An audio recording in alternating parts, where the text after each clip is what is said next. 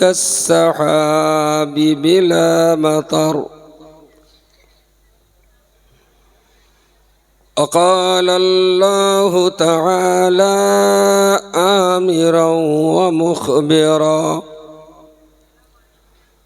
إن الله وملائكته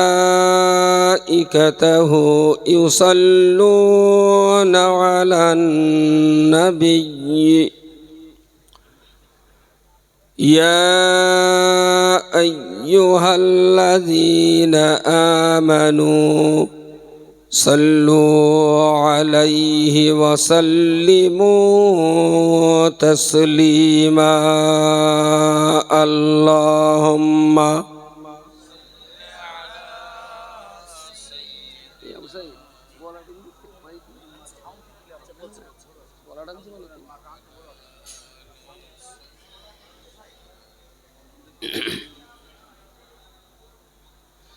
কোথায় আছো গো আরব রবি হাবিবি নবী পয়গম্বর তোমারি বিহনে ইহন জগৎ দিবস হইল অন্ধকার আল্লাহুম্মা সাল্লি আলা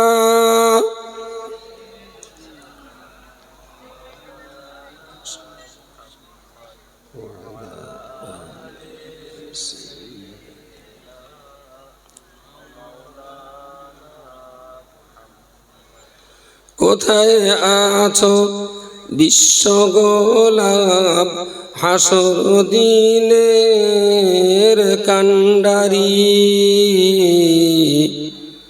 আধার রাতের পূর্ণিমার চাঁদ সত্য পথের দিশারি আল্লাহুম্মা সাল্লি আলা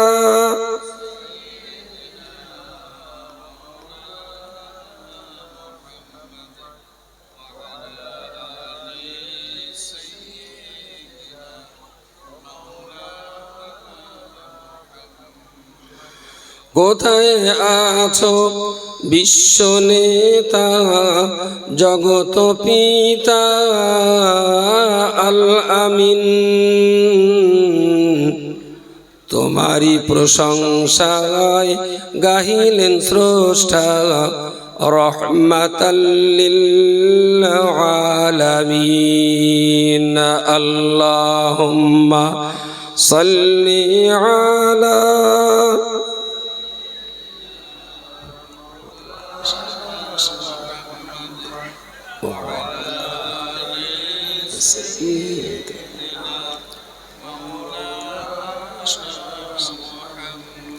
মুআজ্জাজ মুকাররম মুহতারাম উলামায়ে কেরাম, 3 দিন ব্যাপী ইসালে সওয়াব মাহফিলের সম্মানিত সভাপতি, আহত অনাহত স্থানীয় এবং দূরাগত বিভিন্ন স্তরের জামিয়া রহমানিয়ার খাদিম সহযোগী ভক্ত মোহাব্বতের ভাই ও বন্ধুগণ, বয়োজ্যেষ্ঠ মুরব্বী বাবাজিগণ, জামিয়ার আসাতাজায়ে কেরাম, স্বেচ্ছাসেবক মণ্ডলী, আমার অত্যন্ত কলিজার টুকরা সন্তান সম জামিয়ার ছাত্র সমাজ, সদস্য সহযোগী, দাতা ও হিতাকাঙ্ক্ষী, 16তম বার্ষিকী এই ঐতিহাসিক ইসালে সওয়াব মাহফিলের আজকে দ্বিতীয় অধিবেশন। আমরা আল্লাহ শুকরগুজার হচ্ছি, এই গ্রাম এবং এই থানা বা এই ব্লক বা জেলা বলে নয়, জেলার বাইরে থেকেও পশ্চিমবঙ্গের অন্তত 10 থেকে 12টা জেলার বিক্ষিপ্তভাবে মানুষ এই মাহফিলে আনাগোনা করেন। তার বেশি হওয়াটাও অসম্ভব নয়। যারা অনেক দূর দূরান্ত থেকে অনেক কষ্ট করে, কোনো মানুষ এমনও আছেন যাদের জামিয়ায় আসার জন্য 1 সপ্তাহ বাজেট, আসতে 1.5 দিন সময় লেগেছে, যেতে আবার 1.5 দিন সময় লাগবে, মাঝখানে 2-3 দিন তারা এখানে কাটাবেন। জামিয়ার সেই সমস্ত সহযোগী, সমর্থক, অভিভাবক, তাদের সকলের প্রতি আন্তরিক ধন্যবাদ, শুকরিয়া ও কৃতজ্ঞতা স্বীকার করছি। গতকালকের ওয়াজ নসিহত আপনারা শুনেছেন, আর আজ আসরের নামাজের পর থেকে নিয়ে এ পর্যন্ত বেশ কিছু আলাপ আলোচনা, সর্বোপরি যেটা আমাদের রুহানি খোরাক, জিকিরের মজলিসে অংশ নেওয়ার পরপরই আমি ঠিক তৈরি ছিলাম না যে আমাকে কিছু কথা বলতে হবে, আর আমিও চেষ্টা করি যতটা কম বলা যায়, কারণ আমি মাইকে উঠলি শ্যালগুলো এত পরিমাণ হুক্কা করছে, ওদের চিৎকার দেখে আমারও দয়া হচ্ছে যে ওরা একটু সুযোগ পাক, ওরা একটু বিশ্রাম পাক। এই শ্যালের হুক্কা হওয়া শুনে শুনে না আমার ওখানে একটু অভ্যেস মারা হয়ে গেছে। বলি ওরাও কতটা হুক্কা হওয়া করতে পারে, ওদের ফিল্টার কতটা তলায় আছে আমার একটু দেখার দরকার। আমি খুব বিনয়ের সঙ্গে বলছি, এখানে অনেক আলেম ওলামা আছেন, পূর্বেই শুনেছেন আমাদের হযরত মাওলানা শাহিমউদ্দিন সাহেব, তিনিও আসবেন মুফতি সাহেবের কাছে।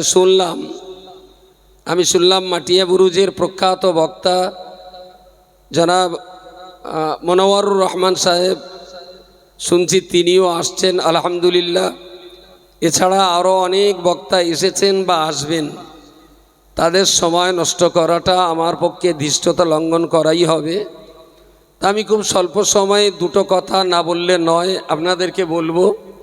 স্বেচ্ছাসেবকদের দায়িত্ব, মোস্তাফিজ যাদের দায়িত্ব দিয়েছিলাম, তোমরা তোমাদের দায়িত্বটা পালন করো।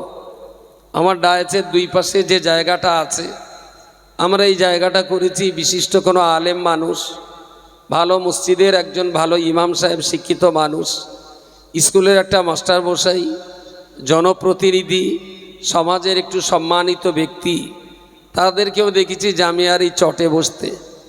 তো ইচ্ছা হয়েছে তাদেরকে একটু যদি সম্মান জানাতে পারি, তার জন্য এই জায়গাটুকু। এই ধরনের মানুষ আপনাদের পরিচিতিতে থাকলে আমাদেরকে একটু বলে সহযোগিতা করুন, আমরা তাদেরকে একটু যেন সম্মানজনক জায়গায় সেবা করতে পারি। মোস্তাফিজকে বলছি, দয়া করে এই দুটো জায়গা একটু সংরক্ষিত রাখার চেষ্টা করবে। কোরআনুল কারীমের আমি ছোট্ট একটি আয়াত আপনাদেরকে শুনিয়েছি।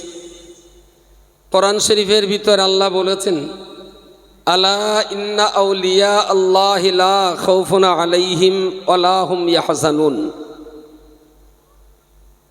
আল্লাহ সতর্কতা জারি করে বললেন, আল্লাহ মানে সাবধান হয়ে যাও, সতর্ক হয়ে যাও। সতর্কতা সেখানেই অবলম্বন করতে মানুষকে তাকিদ করা হয় যেখানে মিস ইউজ হলে,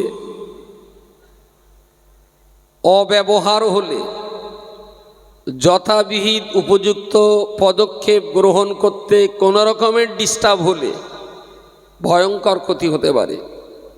যার জন্যে 220 কারেন্টের তারের লাইনে খুব একটা দেখা যায় না, তবে 11,000, 33,000 বা 66,000 এই ধরনের বড় বড় হাই টেনশানের তার যে সমস্ত পোলগুলো বহন করে, ওই সমস্ত পোলের গায়ে দেখবেন একটা ছোট্ট হলুদ প্লাকেটে লাল একটা ক্রস চিহ্ন আছে, আর এই ক্রস চিহ্নর মাথার উপরে, ঠিক এই ক্রস চিহ্নর ক্রসিংয়ের উপরে একটা মানুষের কাটা মাথা ওখানে বসানো ছবি দেখানো হয়, আর ইংরেজিতে লেখা থাকে ডেঞ্জার। কারোর চোখে পড়েছেন? আমি একা দেখেছি, সবাই দেখেছে। নিচেই নিচেই হিন্দিতে লেখা থাকে সাবধান, ইংরেজিতে লেখা থাকে ডেঞ্জার।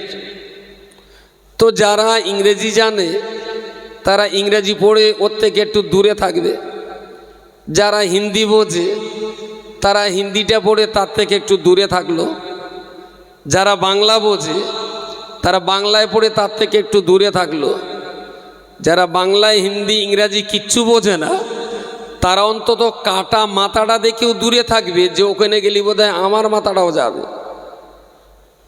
যার জন্যে একেবারেই অশিক্ষিত গাবের ঢেকি যারা, তাদের জন্য মানুষের কাটা মাথাটা গভর্নমেন্ট বসাবার ব্যবস্থা করেছে, যে লেখাপড়া না জানলেও অন্তত ওই মাথার ছবিটা দেখেও সে যেন এর থেকে একটু দূরে থাকে। কেন না, এই পোলটা যে বৈদ্যুতিক শক্তি বহন করছে তা অনেক শক্তিশালী, ওই তারের গায়ে হাত দিতে হয় না, ওর ত্রিসীমানায় গেলেই পরে টেনে নেয়। সুতরাং ওর থেকে যাতে মানুষ দূরে নিজের নিরাপত্তা এবং নিরাপদ দূরত্বে অবস্থান করতে পারে, তার জন্যে সরকার থেকে, ইলেকট্রিক ডিপার্টমেন্ট থেকে এই ব্যবস্থাটা গ্রহণ করা হয়। এটা সাবধানতা, এটা সতর্কতা, এটা মানুষের ক্ষতি থেকে বাঁচাবার জন্যে ইলেকট্রিক ডিপার্টমেন্টের একটা সাবধানতা বাক্য। আল্লাহ কোরআন শরীফে এই শব্দটা আল্লাহ সাবধান, সতর্কতা অবলম্বনের কথা বেশ কিছু জায়গায় আল্লাহ ব্যবহার করেছেন। তার ভিতরে একটা জায়গায় আল্লাহ বলেছেন, আল্লাহ সাবধান হয়ে যাও, সতর্ক হয়ে যাও। ইন্না আউলিয়া আল্লাহ, যাদের সঙ্গে আল্লাহর দোস্তি হয়েছে, যাদের সঙ্গে আল্লাহর মহাব্বত পয়দা হয়েছে, যাদের সঙ্গে আল্লাহ পাকের একান্ত প্রেম ভালোবাসার বন্ধন তৈরি হয়েছে, তাদের সম্পর্কে তোমরা সাবধানতা অবলম্বন করবে। লা খাউফুন আলাইহিম, তাদের জন্য কোনো ভয় নেই। ওয়ালা হুম ইয়াহজানুন, এবং তাদের দুশ্চিন্তা করারও কোনো কারণ নেই। বলুন সুবহানাল্লাহ। মনে হচ্ছে আমার মজলিসে যা আছে সব কটা আল্লাহর ওলি, যার জন্য লোকের জন্য সুবহানাল্লাহ বলতে যেন একটা হিংসা মারা মনে হলো। একটু সবাই মিলে বলেন সুবহানাল্লাহ, আরো জোরে বলেন সুবহানাল্লাহ।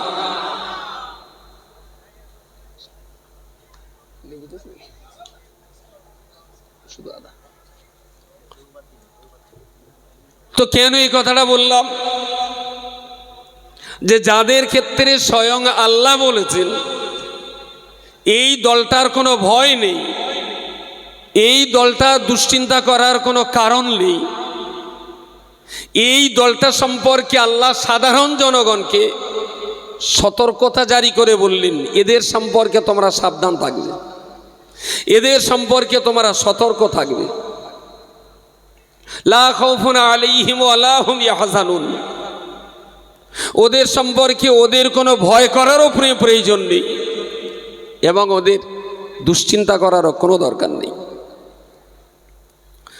রব্বুল আলামিন কোরআন শরীফের অপর একটা জায়গায় বর্ণনা করে বলেছেন, আমার আল্লাহ আমাদের জ্ঞান চক্ষু খোলাবার জন্যে রব্বুল আলামিন আল্লাহ কোরআনের ভিতরে বলেছেন, ওয়ালা তাকুলু লিমান ইউকতালু ফি সাবিলিল্লাহি, এ পৃথিবীর ইমানদার মানুষেরা সেই সমস্ত মানুষ দিগকে তোমরা কোনো দিনের জন্যে মরা বলবে না, কোনোদিন তাদেরকে মৃত বলবে না, যারা আল্লাহর রাস্তায় জীবন উৎসর্গ করেছেন, আল্লাহ পাকের জন্য জীবন যারা কোরবানি দিয়েছেন। ওয়ালা তাকুলু লিমান ইউকতালু ফি সাবিলিল্লাহি আমওয়াতা, আল্লাহর পথে যারা জীবন কোরবানি দিয়েছেন তাদেরকে তোমরা কখনো মরা বলো না।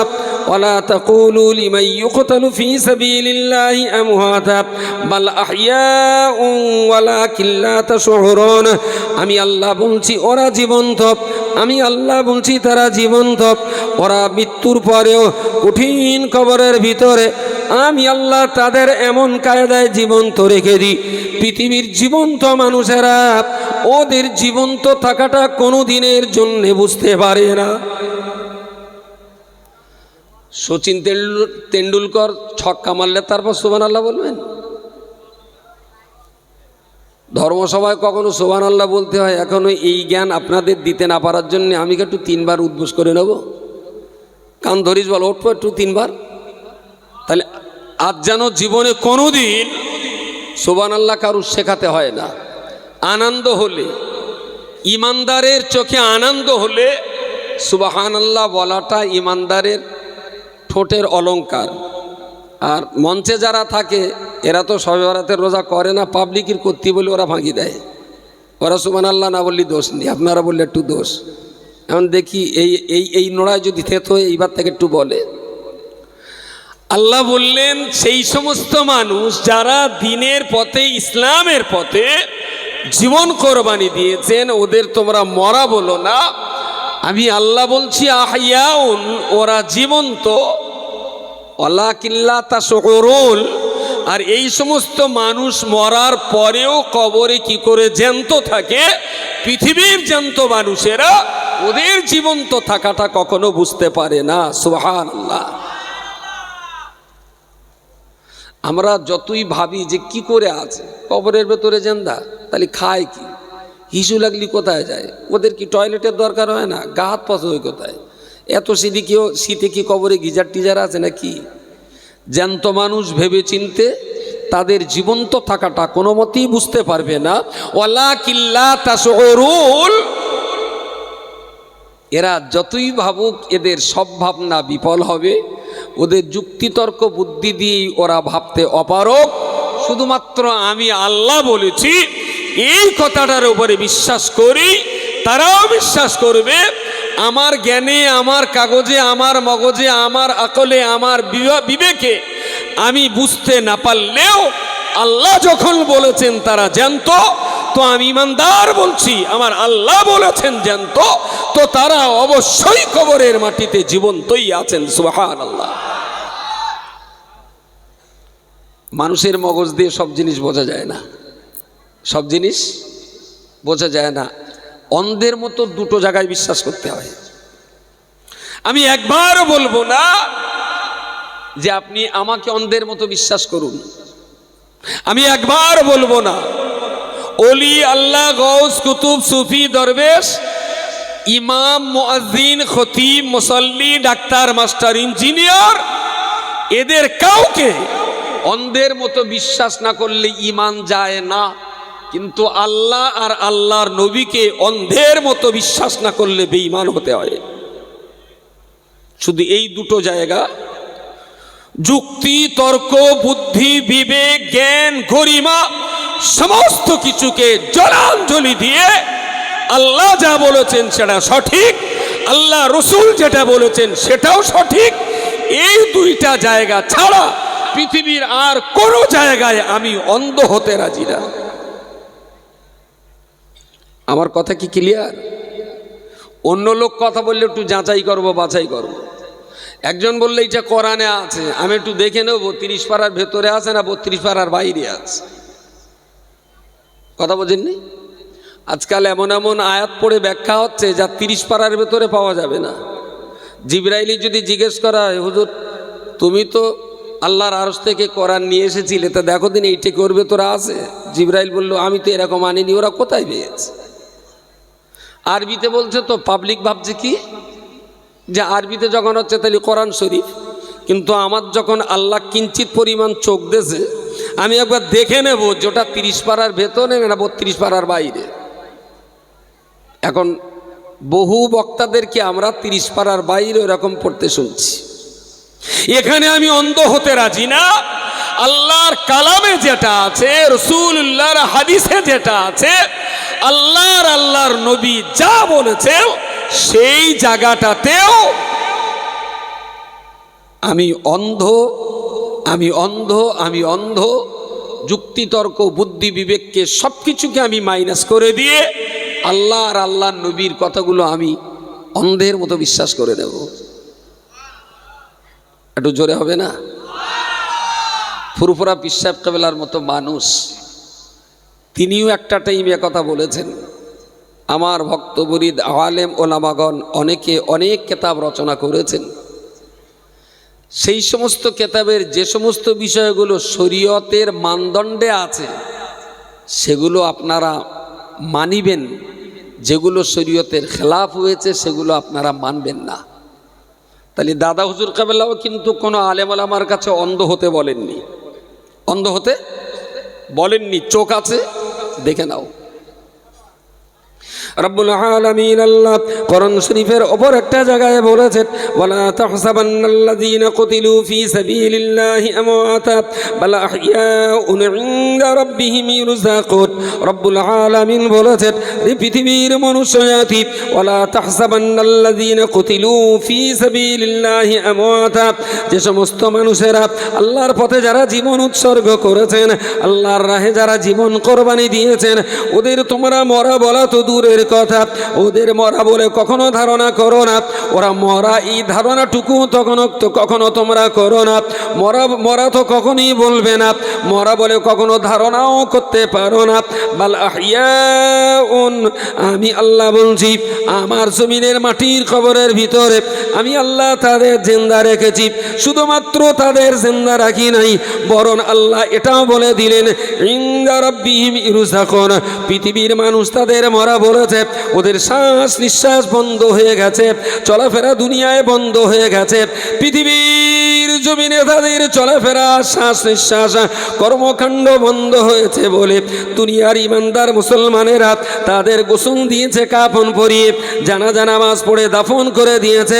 আমি আল্লাহ বলছি, দুনিয়ার শ্বাস প্রশ্বাস চলাফেরার কাজকর্ম বন্ধ হলেও আমি আল্লাহর সাথে আমার ওই সমস্ত অলি বান্দাদের আত্মিক সম্পর্ক কখনো বন্ধ হয়নি। তাই পৃথিবীর মানুষ তাদের মরা বলেও কবরস্থ করে দিলেও আমি আল্লাহ পাক রব্বুল আলামিন বলছি, ইনদা রাব্বিহিম ইরযাকুন। জগতের মানুষ তাদের কবর দিয়েছে, আমি আল্লাহ পাক রব্বুল আলামিন ওই সমস্ত আল্লাহওয়ালা বান্দাদের কবরের ভিতরে আমার পক্ষ থেকে রুটি রুজি রেজেক দিয়েই আমি আল্লাহ কবরের মাটিতে তাদেরকে খাইয়ে থাকি। ইনদা রাব্বিহিম ইরযাকুন, আল্লাহর পক্ষ থেকে তারা রিজিক পায়। কাদের জন্যে? ইসলামের জন্যে যারা জীবন কোরবানি দিয়েছেন, ইসলামের জন্যে যারা জীবন উৎসর্গ করেছেন। একেবারেই সরাসরি কোনো শহীদ বান্দার কবর বলতে যেটা আমরা দেখেছি, যারা হাজী সাহেব মক্কা শরীফে মদিনা শরীফে যান, তারা একেবারে সরাসরি সৈয়দুস শুহাদা হযরতে হামজা রাদিয়াল্লাহু আনহুর কবর তারা জিয়ারত করার সুযোগ পান। আরও অনেক শহীদ আছে, তার পাশেই রয়েছেন মুসআব বিন উমাইর রাদিয়াল্লাহু আনহু। এই সমস্ত ওলি আল্লাহদের মাজার বা শহীদ বান্দাদের মাজার জিয়ারত করার সুযোগ হাজী বান্দাদের নসিবে হয়। যারা দেশ সফর করেছেন তারা পৃথিবীর হয়তো বা আরও অনেক অনেক শহীদ বান্দাদের কবর জিয়ারতের সুযোগ পেয়েছেন। আমাদের থেকে অনেক আগে আমাদের কাছাকাছি হাড়োয়ার সৈয়দ আব্বাস আলী গাজী রাহিমাহুল্লাহ, তিনি ইসলামের বাতি জ্বালাবার জন্যে শাহাদাত বরণ করেছিলেন, তার মাজার হাড়োয়াতে আছে। তো এই ধরনের শহীদ বান্দা যারা ধর্মযুদ্ধে ইসলামকে জিন্দা রাখার জন্যে শত্রুদের মোকাবেলায় ইসলামের ঝান্ডাকে উঁচু রাখতে যে যারা শাহাদাত বরণ করেছেন, মৃত্যুবরণ করেছেন, তারা অমর হয়ে রয়েছেন, অমর হয়ে রয়েছেন। ফুরফুরা শরীফের দাদা হুজুর পীর কেবলা রাহিমাহুল্লাহকে আমরা শহীদ বান্দা বলি না, তিনি যুগশ্রেষ্ঠ মুজাদ্দিদ ছিলেন। বসিরহাটের বড় মাওলানা আল্লামা রুহুল আমিন রহমাতুল্লাহ আলাইহিকে আমরা শহীদ বান্দা বলে জানি না, তবে তিনি কলম চালিয়ে জাতিকে ঈমান আর ইসলামের পথে ঠিক রাখার জন্যে পীর সাহেব কেবলার নির্দেশ ক্রমে 152 খানার অধিক কেতাব লিখে আজও রুহুল আমিন সাহেব তার কেতাবের মধ্য দিয়ে আমাদের মাঝে জিন্দা রয়েছেন। সুবহানাল্লাহ। বৈশাখজুরি কেতাবগুলো পড়লে আজও মনে হয় তিনি জীবন্ত আছেন। এনাদেরকে আমরা শহীদ বলতে পারছি না। ধর্মযুদ্ধে তারা মৃত্যুবরণ করেননি, তাদের ইন্তেকাল ধর্মযুদ্ধে হয়নি, স্বাভাবিকভাবে ইন্তেকাল হয়েছে। তবে আল্লাহর বান্দা মনে রাখুন, ফুরফুরা শরীফের মুজাদ্দিদুজ্জামান কুতুবুল আলাম আলা হযরত মরহুম মাগফুর আবু বকর সিদ্দিকী ওয়াল কুরাইশি রাহমাতুল্লাহ আলাইহি, তিনি আমাদের দেশের বাংলা ভাষাভাষী মনুষ্য জাতির মাঝখানে আল্লাহ পাক রব্বুল আলামিন তাকে মুজাদ্দিদ করে পাঠিয়েছিলেন। বাচ্চা বয়সে দাদা পীর কেবলার আম্মা জান পরিবারের মানুষ জোরেরা ফুরফুরা দাদা হুজুর পীর কেবলাকে ব্রিটিশ ইংরেজের কেজি স্কুলে ভর্তি করেছিলেন। দিনের শিক্ষা দেওয়ার পূর্বে, ইসলামের জ্ঞান দেওয়ার পূর্বেই তাকে ব্রিটিশ ইংরেজের ইংরেজি শিক্ষার স্কুলে ভর্তি করা হলো। পীর সাহেব কেবলা একদিন মায়ের কোলজুড়ি ঘুমিয়ে আছেন। দাদা পীর কেবলার বয়স তখন মাত্র 4 বছর। 4 বছরের বাচ্চা ছেলেটা দাদা পীরের মাম্মা, দাদা পীরের আম্মা মুহাব্বাতুন্নিসা রাহমাতুল্লাহ আলাইহা ওনার বুক জড়িয়ে শুয়ে আছেন। গভীর রাত্রিবেলাতে পীর সাহেব কেবলার শিশু বাচ্চা ছেলেটা আচমকা কান্নায় চিৎকার করে উঠলেন। মায়ের ঘুমটা ভেঙে গেল। বাচ্চাটাকে বুকের মাঝখানে জড়িয়ে ধরে কান্না থামাবার চেষ্টা করছেন। বাচ্চা ছেলে আমার কোনো মতেই কান্না বন্ধ করছে না। বাবা, তোমার কি কোনো পোকামাকড়ে কামড়েছে? উনি বললেন না না। তোমার কি ক্ষুধার কষ্ট হচ্ছে? উনি বললেন না। পেটের ভিতরে জ্বালা যন্ত্রণা? উনি বললেন না। স্বপ্নের ভিতরে কি ভয় পেয়েছ? উনি বললেন না। মা কোনো মতেই কান্না থামাতে পারছে না। তাহলে ক্ষুধা পাইনি, কোনো কিছুই তোমায় কামড় দেয়নি, তোমার পেটে কোনো কষ্ট নেই, স্বপ্নে তুমি কোনো ভয় পাওনি, তাহলে তোমার এই কান্নার কারণ কি হতে পারে? দাদা পীর কেবলা 4 বছরের বাচ্চা ছেলেটা আবু বকর তার মায়ের কোল জড়িয়ে গলা জড়িয়ে বললেন, আম্মু, আমি আজ রাত্রিবেলাতে আপনার বুক জড়িয়ে আমি ঘুমিয়েছিলাম। গভীর ঘুমের ভিতরে আমি আচ্ছন্ন ছিলাম। হঠাৎ করে স্বপ্ন যোগে দেখতে পেলাম আমাদের গ্রামে একজন মাইয়িত হয়েছে, তার জানাজা নামাজ পড়া হবে। আমি শুনতে পেলাম এই জানাজার ইমামতি করবেন দিন ও দুনিয়ার বাদশাহ সাইয়্যিদানা নবিয়ানা মুহাম্মদুর রাসূলুল্লাহ সাল্লাল্লাহু আলাইহি ওয়াসাল্লাম, তিনি জানাজার ইমামতি করবেন। আমি আর কালাম বিলম্ব করলাম না, আমিও তার পিছনে জানাজা নামাজ পড়ার জন্য জানাজার কাতারে দাঁড়িয়ে গেলাম। আমার মনে একটু ইচ্ছা হলো, নবী পাক যখন এই জানাজার ইমামতি করবেন, আমি 4 বছরের বাচ্চা ছেলেটা আমি যে কোনো উপায়ে রাসূলুল্লাহর সঙ্গে একটু সাক্ষাৎ করব।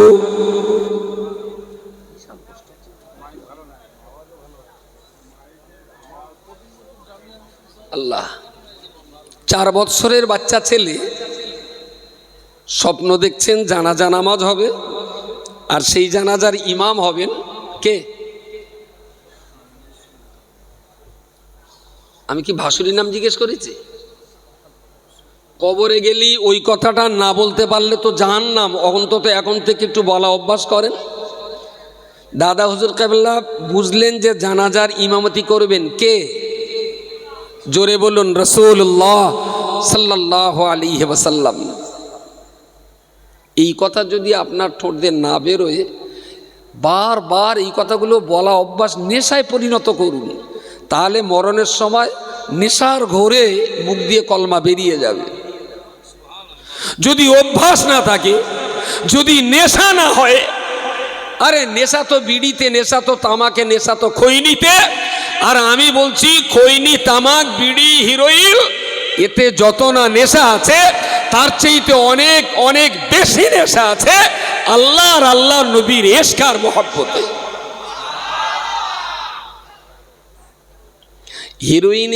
হিরোইনের নেশা ছাড়ানো যতটা সহজ, বাকায়দা একজন নামাজির নামাজ ছাড়ানোটা অতটা সহজ না। আমার কথা বলা যায়নি? একজন বাকায়দা নামাজিকে, যিনি 14 বছর 12 বছর থেকে নামাজ ধরেছেন, 70 বছর পর্যন্ত নামাজ পড়েছেন, এরকম একটা নামাজি লোককে বলবেন তিনি 5 দিনে একদিনের 5 ওয়াক্ত নামাজ ছাড়ুন, 1 লাখ টাকা দেবো। ছাড়ে কি? আমার কথা বোঝা যাচ্ছে? নামাজি লোকের 1 লাখ টাকা দিলে একদিন নামাজ বন্ধ করবে বলে মনে হয়? হিরোইনকে, হিরোইন খোরের 1 লাখ টাকা দেবেন, বলবেন ঠিক আছে 24 ঘন্টা খাবো না। নেশা বেশি কার? নেশা বেশি কিসের? ওই সালে আবার হুক্কা বাবা করবেন, বলবেন কত বড় কাফেরের বাচ্চা, দেখেছো নামাজ আর হিরোইন এক করে দেশ। ওরা যে এত বুদ্ধি নিয়ে রাত্রি ঘুমোয় কি করে, আমি ওই টেনশনে পাগল হয়ে যাচ্ছি। 1.5 কিলো মাথা, 1.5 কুইন্টাল বুদ্ধি, বিশাল বুদ্ধি। এই বুদ্ধি নিয়ে ওরা ঘুমোয় কি করে? পীর সাহেব কেবলা বললেন, শুনলাম নামাজে একজন মারা গেছেন, জানাজা হবে আর ইমামতি করবেন রাসূলুল্লাহ সাল্লাল্লাহু আলাইহি ওয়াসাল্লাম। বললেন কাতারে দাঁড়ালাম, মনে হলো হুজুর যখন এই জানাজায় এসেছেন আমাকে তো ফোন করো না, রসুল যখন জানাজায় এসছেন আমাকে যে কোনো ওসিলায় রাসূলুল্লাহর সঙ্গে একটু সাক্ষাৎ সালাম মুসাফা করতেই হবে। জোরে বলুন সুবহানাল্লাহ। কার কথা বলছি আমি? ফুরফুরা পীর সাহেব কেবলার কথা বলছি। তিন নবীর সঙ্গে সাক্ষাতের দেওয়ানা হয়েছেন। বয়স কত? বয়স অনলি 4 ইয়ার্স। আমাদের দেশে বৈশাখ জ্যৈষ্ঠ মাসে বৃষ্টি হলে 4 বছরের ছেলে প্যান খুলে পানিতে ফুটবল খেলে। প্যান খুলে, তার মানে তার তখন ইজ্জত সম্মান বোঝে না। যে রাজ্যের 4 বছরের বাচ্চা প্যান খুলে পুকুরে গোসল করে, সেই রাজ্যের আর একটা 4 বছরের বাচ্চা সে স্বপ্নে নবীর জিয়ারাতের পরিকল্পনা আঁটছেন। বলুন সুবহানাল্লাহ সুবহানাল্লাহ। আমি দাদা হুজুরের কবর দেখে চিনিনি। দাদা হুজুরের কবরের গুম্বজ আর মিনার দেখে আমরা হুজুর চেনা লোক না। আমরা বইয়ের অক্ষরের ভিতর দিয়ে পীর আর মুর্শিদ ওলি আল্লাহদের চেনার চেষ্টা করি, কবর দেখে না। যারা ইট পাটকেল দেখে পীর বোঝে তাদের বক্তব্য ইট পাটকেল পেনাই হয়। ওরা বিরাট বড় গম্বুজ দেখলে মনে করে তাহলে বিরাট বড় পীর, ছোট পেনা গম্বুজ দেখলে ভাবে এটা খুব ছোট পীর। ওরা গম্বুজটাই চেনে। ওলি আল্লাহকে চিনতে গেলে কবরের গম্বুজ, মিনার, ইট পাটকেল, সিমেন্ট, বালি মাটি আর রড দেখে চেনা যায় না। ওর ভিতরে শুয়ে থাকা মানুষটাকে কেতাবের পৃষ্ঠা দিয়ে চিনতে হয়। প্রিয় শ্রোতা মণ্ডলী, মনে রাখুন, মা কান্না থামিয়ে মাকে বললেন, আম্মু আমি জনগণের ভিড় ঠেলে ঠেলে একেবারেই সামনে চলে গেলাম।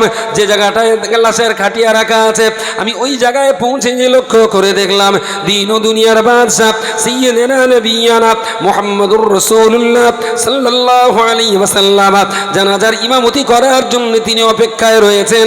আমি একেবারেই রাসূলুল্লাহর সামনে যে বিশ্বনবী মুহাম্মদুর রাসূলুল্লাহর চেহারার দিকে তাকিয়ে আমি একটু আওয়াজ করে বললাম, আসসালাতু ওয়াসসালামু আলাইকা ইয়া রাসূলুল্লাহ। আমি যেই না নবীকে সালাম করলাম, নবী আমার থেকে মুখটা ঘুরিয়ে নিলেন অন্যদিকে। আমি মনে মনে বড় কষ্ট পেলাম। আমি রাসূলুল্লাহকে সালাম করলাম, রাসূলুল্লাহ আমার সালামের জবাব না দিয়ে কেন, কি কারণে আমার থেকে চেহারাটা অন্যদিকে ঘুরিয়ে নিলেন। আমি আবার ঘুরে ঘুরে রাসূলুল্লাহর সামনে দাঁড়ালাম। রাসূলুল্লাহ চেহারার দিকে তাকিয়ে আমি দ্বিতীয়বারের জন্য সালাম করলাম। নবী আমার চেহারাটা আবার ঘুরিয়ে নিলেন। আমি তৃতীয়বার আবার রাসূলুল্লাহর সামনে দাঁড়ালাম, কিন্তু দুইবার সালাম করলাম। রাসূলুল্লাহ সালামের জবাব দিলেন না, বরং মুখটা ঘুরিয়ে নিলেন। আমি তৃতীয়বার নবীর সামনে বেয়াদবি করা আমার পক্ষে সম্ভব হলো না। আবার সালাম করলে আবার যদি রাসূলুল্লাহ মুখটা ঘুরিয়ে নেন, আমার ক্ষেত্রে রাসূলুল্লাহর ক্ষেত্রে আমার দ্বারায় বড় বেয়াদবি করা হয়ে যাবে। আমি আবার রাসূলুল্লাহর সামনে দাঁড়িয়ে বললাম, ইয়া রাসূলুল্লাহ, ইয়া হাবিবাল্লাহ, আমি আবু বকর, মাত্র 4 বছর আমার বয়স। আমি আপনাকে সালাম করেছি, আমি দুইবার সালাম করেছি, আমার থেকে আপনি মুখটা ঘুরিয়ে নিয়েছেন। হুজুর আমি জানতে চাইছি আমার কোন দোষের কারণে, কোন অপরাধের কারণে, কোন ত্রুটির কারণে আমার থেকে আপনি মুখটা ঘুরিয়ে নিলেন। ইয়া রাসূলুল্লাহ, ইয়া হাবিবাল্লাহ, আমি যতদূর জানতে পেরেছি 4 বছর বয়সের ছেলেটা যত রকমের অন্যায় আর পাপ করুক না কেন, আল্লাহ পাক রব্বুল আলামিন 4 বছরের নাবালকের পাপের খাতা খোলেন না, আল্লাহ তাদেরকে আগাম ক্ষমা করে রেখেছেন। ইয়া রাসূলুল্লাহ, ইয়া হাবিবাল্লাহ, আমি আবু বকর, আমার যদি কোনো দোষ ত্রুটি আপনার কাছে ধরা পড়ে, স্বয়ং আল্লাহ পাক তো 4 বছরের বাচ্চার গুনাহ লেখেন না, আপনি কি আমি আবু বকরের 4 বছরের ত্রুটি মাফ করতে পারেন না?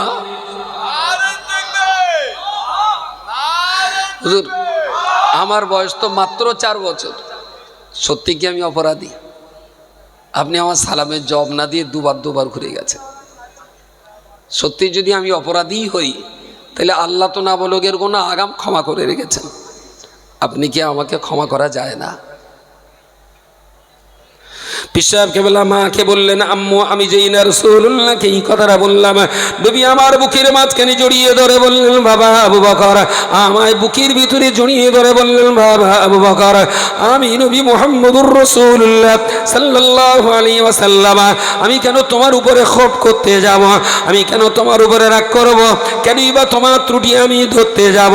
আসলে তো আমার চেহারা দেখলে আমার বড় কষ্ট হয়, তুমি আমার সামনে আসলে আমার বড় কষ্ট হয়, কারণ আমি জানতে পেরেছি আল্লাহ পাক রব্বুল আলামিন তোমার মতো আবু বকরের দ্বারাতে এই বাংলার লক্ষ কোটি জাহান্নামের পথের প্রতীক বান্দাদিগকে আমার আল্লাহ পাক রব্বুল আলামিন তোমার দ্বারাতে আমার আল্লাহ কোটি কোটি জাহান্নামী বান্দাদিগকে আল্লাহ পাকের জান্নাতের রাস্তা ধরিয়ে দেবেন। জোরে সোরে বলুন সুবহানাল্লাহ। তোমার দ্বারাতে আল্লাহ লক্ষ কোটি মানুষকে জাহান্নামের পথ থেকে জান্নাতের পথ দেখাবেন, অথচ তোমাকে তোমার পরিবারের মানুষজন চাকরি করে মোটা পয়সা রোজগার করবার ইচ্ছা নিয়ে ব্রিটিশ গভর্নমেন্টের কেজি স্কুলে ভর্তি করেছে দিন ছাড়াই। তাহলে আল্লাহর ইচ্ছা আছে তোমার দ্বারাতে বেদিনদেরকে দিনের পথ দেখাবেন, কিন্তু যে লাইনে পড়াশোনাটা শুরু হয়েছে এই লাইনে পড়াশুনো করে তো বেদিনকে দিনের পথ দেখানো যাবে না। জাহান্নামীদেরকে জান্নাতের পথ দেখাতে গেলে তো কোরআনের জ্ঞান দরকার, হাদিসের জ্ঞান দরকার, নাহু সারফের জ্ঞান দরকার, আকায়েদের জ্ঞান দরকার। সেই লাইনে তো তুমি পড়াশুনো করোনি, কিন্তু আল্লাহর ইচ্ছা রয়েছে তোমার দিয়ে দিনের অনেক খেদমত নেবেন।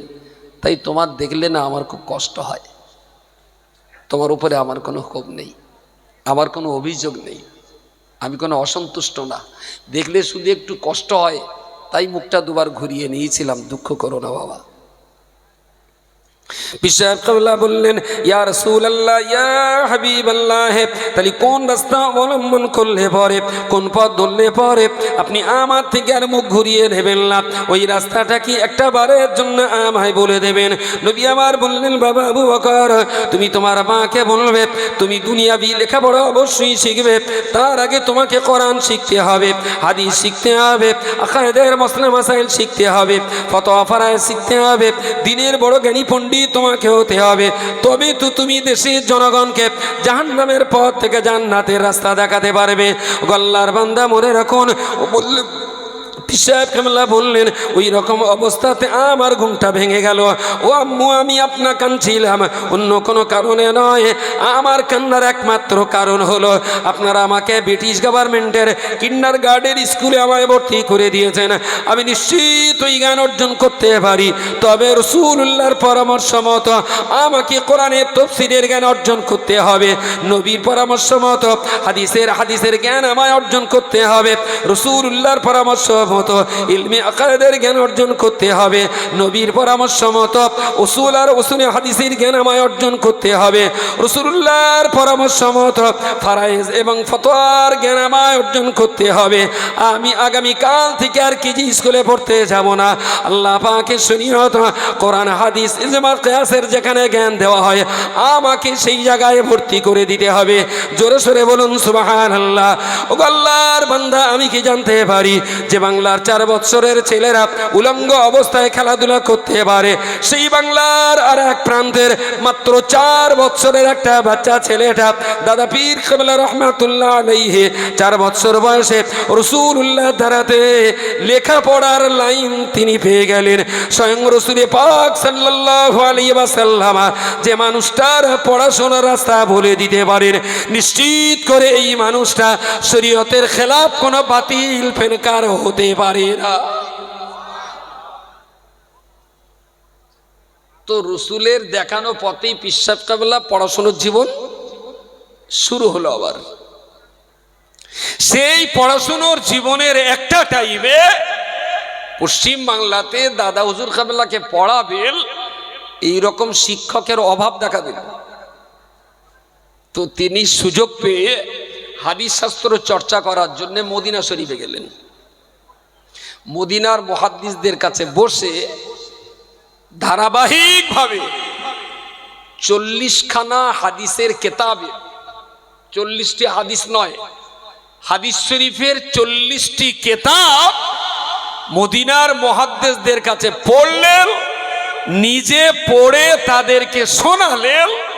মুহাদ্দিসরা বললেন, আবু বকর, এবারে তুমি এই হাদিসগুলো দেশে ফিরে যে তোমার দেশের মানুষদেরকে তুমি পড়াবে, আমরা তোমাকে হাদিস পড়াবার সনদ দিয়ে দিলাম। সুবহানাল্লাহ। দ্যাট ইজ মুজাদ্দিদ, যুগ সংস্কারক। এ বাংলার দ্বীনি আন্দোলনের তিনি ছিলেন রূপকারক, তিনি হলেন রূপকারক। প্রিয় শ্রোতা মণ্ডলী, মনে রাখুন তারই প্রধানতম খলিফা বসিরহাটের বড় মাওলানা আল্লামা রুহুল আমিন রাহমাতুল্লাহ আলাইহি। আল্লাহর বান্দা, মনে রাখুন টাকি সৈয়দপুর নারায়ণপুর গ্রামে তার জন্ম। লেখাপড়ার সুবিধার্থে, যোগাযোগের সুবিধার্থে পরবর্তীকালে বসিরহাটের মাওলানা বাগে জায়গা কিনে তিনি বসবাস শুরু করলেন। আল্লাহর বান্দা, মনে রাখুন এই মানুষটাকে আমার আল্লাহ কত বড় আলেম দ্বীন করে বাংলার মানুষের কাছে, ইমানদার মুসলমানদের কাছে জগৎ শ্রেষ্ঠ একটা নিয়ামত করে আমাদের কাছে পাঠিয়েছিলেন। আল্লাহর বান্দা, মনে রাখুন আল্লামা রুহুল আমিন রাহমাতুল্লাহ আলাইহি জীবনের একটা টাইমে মিশরের জামে আল আজহারের বড় বড় লাইব্রেরিতে তিনি যাবার সুযোগ পেয়েছিলেন। ওই লাইব্রেরিতে যাওয়ার পরেতে কিতাবপত্র উনি পড়া সেখানে শুরু করলেন। এমন অনেক কিতাব তিনি পেয়ে গেলেন যে কিতাবগুলো পৃথিবীর জন্য বড় দুষ্প্রাপ্য। উনি ওখানকার কাট করলেন, রাষ্ট্রীয়ভাবে তাকে পড়াশোনা করবার জন্য অনুমোদন করা হলো। উনি ওখানে পড়াশোনা করবেন। লাইব্রেরি কর্তৃপক্ষের পক্ষ থেকে 2 বার 3 বার খাওয়া এবং টিফিনের ব্যবস্থা করা হলো। সময় মতো নামাজ কালাম সব কিছু তিনি তার ভিতরে সারবেন। ওই কিতাবগুলো তিনি পড়ছেন। তখনকার দিনে মোবাইলে ফটো তোলার ব্যবস্থা ছিল না, জেরক্সের ব্যবস্থা ছিল না। কঠিন দুষ্প্রাপ্য কিতাবগুলোকে উনি জীবনে একটা বারের জন্য দেখেছেন, একটা বারের জন্য দেখেছেন। ওই কিতাবগুলো যেগুলো এ বাংলা জমিনে পাওয়া যেত না, কাগজ কলম নিয়ে নিয়ে ওখানে বসে বসে তিনি কিতাবগুলো নিজাতে নকল করার চেষ্টা করছেন। একজন জিজ্ঞেস করে বললেন, ওগো মাওলানা, বলুন না এই লেখাগুলো শুধুমাত্র আপনি লিখছেন, বাড়ি দেশে ফেরার পরেতে এই কিতাবকে আপনি আর মনে রাখতে পারবেন? উনি সেদিন আল্লাহর উপরে ভরসা করে বলেছিলেন, ও আল আজহার বিশ্ববিদ্যালয়ের এখানকার লাইব্রেরিয়ান আল্লাহ পাক রব্বুল আলামিন শুকরিয়া আদায় করে বলছি, আমি রুহুল আমিনকে আল্লাহ যে স্মৃতিশক্তি দান করেছেন, পৃথিবীর দুষ্প্রাপ্য কিতাব যেগুলো এখানে পেয়েছি আমি নিজে হাতে আমার প্রিজনিটিকা টেম্পোনে নোট করছি। যতটা আমার লেখা হয়েছে, আমার লেখা কাগজগুলো আপনি আসতে নিয়ে নিন, আর এক এক করে আমায় জানতে পারেন। আল্লাহ পাক রব্বুল আলামিন রুহুল আমিনের চোখ দিয়ে যে কিতাব আল্লাহ একটা বার দেখিয়ে দিয়েছেন, মরণ পর্যন্ত রুহুল আমিন কখনো সেই কিতাব ভুলে যাবে না। খাল দিয়ে হেঁটে গেছে, আকাশ দিয়ে উড়ে গেছে, এইসব বলে পীর পাকামি করার দিন শেষ। যোগ্যতা কি আছে সেইটা বের করে দেখা। ডাবে ফুদেছে ঝুনো নারকেল হয়ে গেছে, হিজড়ের মাথায় ফুদেছে মদ্দালক হয়ে গেছে, শুকনো খেতে ফুদেছে পানি হয়ে গেছে, ওসব ছাড়ে ভাই। কেতাবের পাতায় খোঁজ, দক্ষতায়, যোগ্যতায়, জ্ঞানে, গুণে, শিক্ষা এবং দীক্ষায় যদি যোগ্যতা থাকে, তবে তো তারাই জাতির নেতৃত্ব দেওয়ার জন্য জায়গা দখল দিতে পারে। কে প্যান্ডেলের উপর দিয়ে হেঁটে হেঁটে উড়ে গেছে, ওসব ফোজকে আমাদের কাছে উঠিস নে, তুলিস নে। পানি দিয়ে হেঁটে গেলেও, শূন্য আকাশ দিয়ে উড়ে গেলেও তাকে পীর, ওলি, গৌস, কুতুব বলাই যাবে না। সে জাদুকর হতে পারে। পিসি সরকার গামছার উপরে ধুলোবালি দিয়ে মুড়ি করে দেয়। এ জমানার গাঁড়লরা দেখলি না, ওর পায়ে ধরে চুমুকে একটু বায়াত করে দাও, তোমার মতন বড় পীর আর কেউ নেই। গামছায় ধুলোবালি দিচ্ছে আর মুড়ি হয়ে যাচ্ছে। বুঝতে পারেননি? পীরের জন্য কারামত শর্ত নয়, নবীর জন্য মুজিজা শর্ত। পীরের জন্য কারামত শর্ত নয়। পীর হওয়ার জন্য পানি দিয়ে হাঁটা লাগে না, পীর হওয়ার জন্য বাতাসে ওড়া লাগে না, পীর হওয়ার জন্য অলৌকিকত্ব দেখানো লাগে না। পীর হওয়ার জন্য শরিয়ত, তরিকাত, হাকিকত আর মারিফাতের পূর্ণ আত্মবিকাশের জ্ঞান থাকাটা জরুরি। হিম্মত থাকে তো পশ্চিম দিক থেকে বেলা ওঠা পর্যন্ত টাইম দিলাম, পীরের জন্য কোনো অলৌকিক কারামত কোনো জরুরি নেই, তার কারামত তার কেতাব। ইমামে আজম আবু হানিফাকে কেউ কখনো কিন্তু বলে না শাহ সুফি পীরে কামেল আবু হানিফা। আবু হানিফা হুজুরের নামে কখনো পীরে কামেল? তো তাকে আমরা সবাই বলি ইমামে আজম, পীরে কামেল কেউ বলিনি। তো ওনার কাছে একজন মা তার এক বাচ্চাকে দিয়ে গেলেন যে আপনি জ্ঞানীগুণী বিচক্ষণ মানুষ, তো আপনি আপনি আপনি আমার এই বাচ্চাটাকে আপনার কাছে একটু লেখাপড়া শেখান, ভালো। সম্ভবত সন্দেহ হচ্ছে হয়তো ইমামে আজম হবেন, না হলে ইমাম গাজ্জালি হবেন। যাই হোক, বুড়ো হয়ে যাচ্ছে তো ব্রেনের কমজোরি হচ্ছে। তো ঠিক আছে, ওই মা মাঝে মাঝে আসে, বাচ্চাটার খোঁজ নেয়, আবার যায়, আবার আসে, আবার যায়। 2-3 বছর পরে বলছে হুজুর আমি এতদিন আপনার কাছে আসছি কিন্তু আপনার কোনো কারামত দেখলুম না, তা আমার ছেলে আপনার কাছে লিখে লাভ হবে না, আমি ছেলেলে যাবো। তাহলে তোমার ছেলে তুমি রাখতেও পারো, নিয়ে যেতেও পারো। তা নিয়ে যাবে কেন? তা বলছে আপনাকে একটু পীর বলে মনে করিলাম, তাই ছেলেটা দিয়ে গেলাম। তাই এই জন্যে যে আমার ছেলেটা একদিন পীর হবে আর আমি পীরের মা হব, কিন্তু আমার সে উদ্দেশ্য সফল হবে না, আমি কচি বাড়লে যাবো। তাই তেলে যাও, গুছিয়ে টুচিয়ে এনে চলে যাওয়ার সময় ইমাম সাহেব ডেকে জিজ্ঞেস করলো, আচ্ছা তুমি এতদিন এসছো, আমার কোনো কারামত তুমি দেখোনি? ভেরি গুড, তুমি তোমার বাচ্চা নিয়ে যাও, তবে একটা কথা কি জানতে পারি? বলে বলুন। বলছে তুমি এতদিন তো এসেছো, আমাকে দেখেছো, বুঝেছো, আমার কি কখনো সুন্নাতের খেলাফ কোনো কাজ করতে দেখেছো? সুন্নাতের খেলাফ? বলছে না। আপনি উজু করেন, তার ভিতরে সুন্নাত দেখেছি। মেসওয়াক করেন, উজু করেই আপনি 2 রাকাত তাহিয়াতুল ওযু নামাজ পড়েন, আপনি সুন্নত পুরো মাত্রায় মেনে চলেন। বললেন এটাই হলো আমার পীরত্বের কামালাতের সবচেয়ে বড় কারামত। আর এখন আজকে গোসল করে উজু করে, আর আগামীকাল উজু ভেঙে তাই আবার গোসল করে। 24 ঘন্টা পার হয়ে যাচ্ছে, উজু করা লাগে না, ওইভাবে সমান হয়ে যাচ্ছে। বুঝতে পারেননি? পীরে কামেল। প্রিয় শ্রোতা মণ্ডলী, মনে রাখুন আমি আপনাকে বলতে চাইছি মুজাদ্দিদুজ জামান কুতুবুল আলাম আলা হযরত আদা হুজুর পীর কেবলা যেমন তিনি যোগ্য মুর্শিদ, যেমন যোগ্য ছিলেন, তেমন তার যোগ্য শাগরেদ ছিলেন আল্লামা রুহুল আমিন রাহমাতুল্লাহ আলাইহি। ও আল্লাহর বান্দা, মনে রাখুন বসিরহাটের বড় মাওলানা সাহেব সম্পর্কে ছোট্ট ঘটনাটা আমি কেতাবে পড়িনি।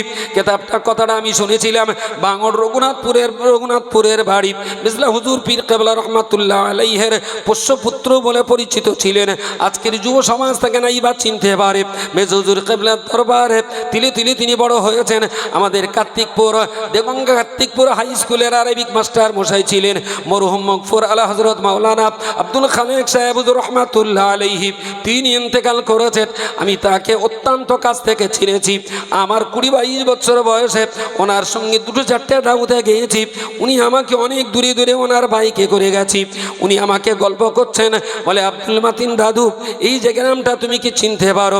আমি বললাম দাদু আমার জীবনে কখনো এই দিকে আসি নাই।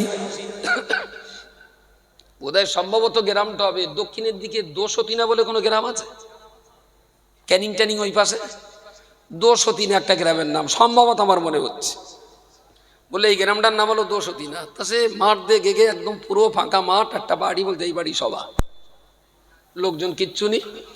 তখনকার দিনে আর দক্ষিণে ওই সেই ব্যাটারিতে তখন টিউ চলতো, কি করে শব্দ হবে সেই মালারটা দেশে, আর এত বড় একটা স্পিকার দেশে, উড়ির ভেতরে গাল পুড়িয়ে দিয়ে কথা বলতে হয়।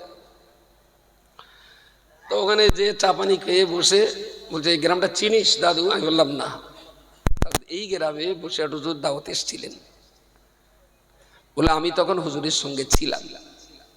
খালেক সাহেব হুজুর বলছেন যে আমি তখন বসিরহাট হুজুরের জীবনে কিছুদিন সুযোগ পেয়েছিলাম হুজুরের সঙ্গে থাকার, আমি সঙ্গে ছিলাম।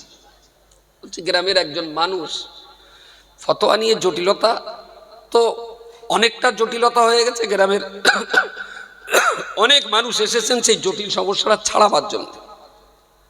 ঠিক যেটা ভাবে দেখিয়েছিলেন যে বসিরহাট হুজুর বসেছিলেন বাম হাতের এই অংশটা মাটিতে দিয়ে, আর খাতাটা এইভাবে ধরে, একেবারেই আমরা বাচ্চা বয়সে যেভাবে লিখতে পড়তে পছন্দ করতাম, হুজুর কেবলা বসিরহাট হুজুর ঠিক এইভাবেই ন্যাংগেড়ে বসে উনি কেতাব লিখছেন। আর সামনে অনেকগুলো মানুষ এসে বলছেন হুজুর একটা খুব জটিল মশলা, খুব জটিল মশলা, একটু মশলাটা শোনেন। উনি কিতাব লিখতে লিখতে বললেন, বাবা বলুন। হাত চলছে, বলুন। খানিক সময় পরে বলছি, হুজুর মশলাটা কিন্তু অনেক আলেম মাওলানা সমাধান দিতে পারিনি, খুব জটিল, খুব জটিল, খুব জটিল। হুজুর মশলাটা প্লিজ আপনি একটু ভালোভাবে শুনুন।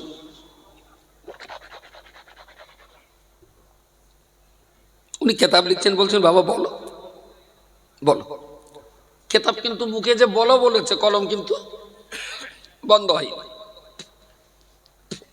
ওরা যারা যত লোক এসছিলেন মশলাটা নেওয়ার জন্য, একজন একটু যেন তিতি বিরক্ত। বললেন হুজুর আপনার এত কাজের চাপ, আমরা এতটা লোক এসছি একটা জটিল ব্যাপার নিয়ে, আপনি 2 মিনিট একটু লেখা বন্ধ করে আমাদের কথাটা শুনবেন না? তিনি কাগজ কলমে লিখে চলেছেন, শুধু মাথাটা তুলে একবার মুখ পানে চেয়ে আবার লিখছেন। বসিরহাটের বড় মাওলানা আল্লামা রুহুল আমিন রাহমাতুল্লাহ আলাইহি ওদের চেহারার দিকে তাকিয়ে আবার কাগজ কলমের দিকে লিখতে লিখতে লিখতেই চলেছেন। কলম চলছে দিনের মশলার কিতাব লেখার জন্য, মুখ তাদের সঙ্গে কথা বলতে বলতে বলছেন, ও বাবা মাওলানা, আল্লাহ পাক রব্বুল আলামিন আমি রুহুল আমিনকে যতটুকু জ্ঞান দিয়েছে আমি চেষ্টা করব তোমাদের মশলার জবাব দেবার, তবে আমাকে কিতাব লিখতে দাও। গোটা জাতি আজ অন্ধকারের ভিতরে ডুবে যাবে। কলমাতুল কফর কিতাব আমাকে লিখতে দাও, গোটা জাতি অন্ধকারের ভিতরে হাবুডুবু খাচ্ছে। তরিকত দর্পণ আমায় কিতাব লিখতে হবে, গোটা জাতি কঠিন অমাবস্যার অন্ধকারে তারা ডুবে যাচ্ছে, আমায় ফতোয়া আমিনিয়া কিতাব লিখতে হবে। আমি কিতাব লিখছি, তোমরা তোমাদের কথা ভুলে যাও, তোমরা বর্ণনা করবে, আমি কিতাব লিখে যাব। রুহুল আমিনের হাত লিখতে থাকবে, রুহুল আমিনের ঠোঁট কথা বলতে থাকবে, রুহুল আমিনের চোখ কিতাব দেখতে থাকবে, রুহুল আমিনের কান তোমাদের কথা শুনতে থাকবে।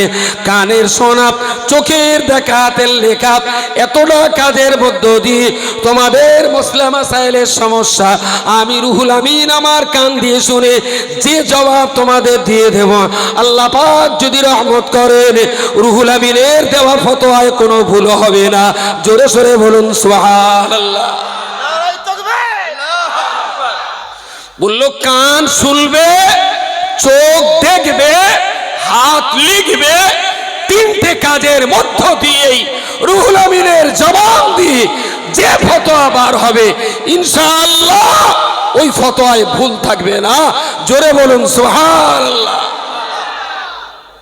দ্যাট ইজ কামেলে মুকাম্মাল। এই 2জন মহাপণ্ডিতকে বাংলার মানুষ আমরা পেয়েছিলাম, কিন্তু দুর্ভাগ্য তাদেরকে ব্যবহার করতে শিখলাম না। তাদের সঙ্গে আমরা আল্লাহ ইন্না আউলিয়া আল্লাহ, আল্লাহর ওলি যারা হবেন তাদের সম্পর্কে আল্লাহ যে সতর্কতা অর্জন করতে বলেছেন আমরা পারলাম না। কোন জায়গাটায় পারি না? প্রিয় শ্রোতা মণ্ডলী, মুফতি সাহেবের কাছে বহুবার আপনি শুনে থাকবেন, আমিও ছোট্ট বয়স থেকে শুনে এসেছি। ফুরফুরা শরীফের পীর কিবলা মুজাদ্দিদুজ্জামান কুতুবুল আলাম আলা হযরত আবু বকর সিদ্দিকী আল কুরাইশি রাহমাতুল্লাহ আলাইহি উনি ফুরফুরা দরবার শরীফে রয়েছেন। বিদেশি আসাম কিংবা বাংলাদেশের কিছু মেহমান রয়েছে। বর্ষাকালে প্রচণ্ড মশার উৎপাত। ভক্ত মহব্বতের মানুষেরা বললেন, হুজুর যদি আপনি কিছু মনে না করেন, সারাদিনের কষ্ট মেহনত ছুটো ছুটি দৌড়দৌড়ি করার পরে ঘরেতে একটু আরাম নেবার জন্য খালি জায়গায় মশার কামড়ে আপনি বড্ড অস্থির হয়ে পড়ছেন, হুজুর যদি অনুমতি দান করেন শিয়াখালার বাজার থেকে আপনার জন্য একটা মশারি কিনে দেব, মশারির ভিতরে বসে শুয়ে আপনি একটু আরাম করতে পারবেন। দাদা হুজুর পীর কিবলা ওই মুরিদের চেহারা পানা তাকিয়ে বললেন, বাবা আবু বকরের রক্ত দুফোঁটা যদি মশায় খায় ইসলামের কোনো ক্ষতি হবে না। আবু বকরের রক্তের ভিতরে যদি মশার রুচি আল্লাহ রেখে থাকে, সে তো আমার রক্তে তার রুচি সন্ধান করতে পারে। তুমি আমার মশার কামড়ের হাত থেকে বাঁচাবার জন্য যে টাকা দিয়ে আমার জন্য তুমি মশারি কিনে দেবে, আমি আবু বকর তোমায় বলছি বাবা, ফুরফুরা ফাতিহিয়া মাদ্রাসাতে বাংলার কিছু গরিব এতিমদুস্থ ছেলেরা পড়াশোনা করে, আমি ওদের জিম্মাদারি নিয়েছি। ওরা এখানে কোরআনের তালিম নেবে, ওরা হাদিস শরীফের তালিম নেবে, ওরা ইসলাম বোঝার চেষ্টা করবে, গোটা বাংলায় তার ইসলাম ছড়িয়ে করিয়ে দেবে বাবা। আজকে রাত্রিবেলাতে ওদের কি আমি রাত্রেবেলা খেতে দেব, ওদের খাওয়া দাওয়ার দায়িত্ব তো ওসিরা হিসাবে আল্লাহ আমার ঘাড়ে চাপিয়ে দিয়েছেন। সন্ধ্যা হতে চলল, রাত্রিবেলাতে লিল্লা বোর্ডিংয়ের হোস্টেলের বাচ্চাদের খাওয়ানোর চালির ব্যবস্থা এখনো করতে পারিনি বাবা। আমি আবু বকরের মশারাত থেকে বাঁচাবার জন্যে যে টাকা দিয়ে আমার জন্য মশারি কিনে দেবে, আমার মশারির পিছনে পয়সা খরচ করতে হবে না, ওই টাকা দিয়ে বাবা আমার হোস্টেলের বাচ্চাদের রাত্রিবেলার খাবার জন্য তুমি দুটো চালির ব্যবস্থা করে দাও। আচ্ছা, এইটা যদি দাদু হয় আর নাতি বললেন যে টাকা মাদ্রাসায় দিও না, চপ কিনে খাও, কথা বলা যায়নি। দাদু বললেন আমার মশারি দিতে হবে না, মাদ্রাসায় কোরআন পড়ে ওদের রাত্রি চালটা দাও। দাদু, নাতি বলছে কোরআন হাদিস শেখানোর জায়গায় পয়সা দিতে হবে না, ওই টাকাতে চপ খাও, তাতে যদি পেটের দোষ হয় আমি ডাইজিন ট্যাবলেট কিনে দেবো। আচ্ছা, দাদু আর নাতির একটু ফারাক হচ্ছে না, হয় না? দাদুর কাছ থেকে নাতি নেবেন না দাদুর কাছ থেকে নীতি নেবেন? দাদুর নাতি না দাদুর নীতি?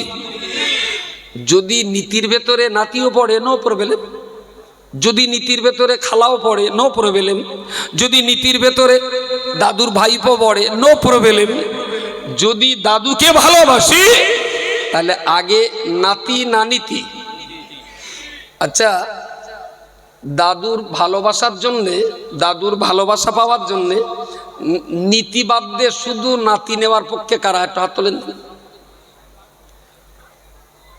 এই জালিমাল, এই ক্যামেরাগুলো ঘোরা ওই দিকে, এই ক্যামেরা ঘোরা, দর্শক দিকে ঘোরা, ওরে দর্শনের দিক ঘোরা,